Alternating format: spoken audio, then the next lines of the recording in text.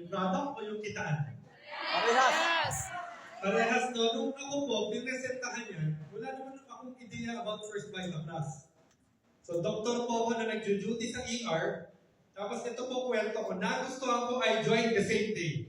20 years ago, no regrets. Pinagmamalaki ko, doktor ako ng first Vita Plus.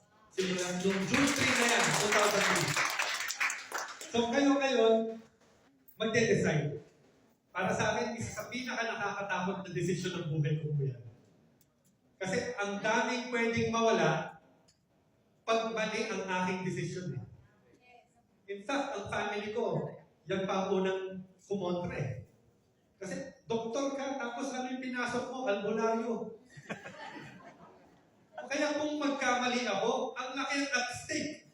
Sabihin lahat ng 10 taon na pinag-aralan ko, mababaliw na. So when I decided to join, binigay ko talaga 100%. Hindi pwedeng half-hearted. Tinoto ko since noong June 3 hanggang ngayon. Walang araw na hindi ko ginawa ang first Vita Plus. Kahit mahirap, kahit umuulan, kahit feeling ko walang sasali.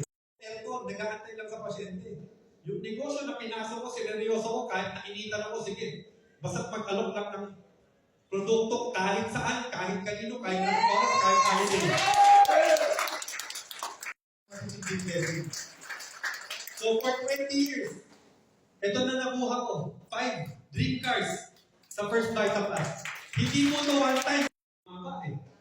Nabawi ko lahat yun. Ngayon, proud ako na buong family ko, dealers lahat ng first Vita Plus.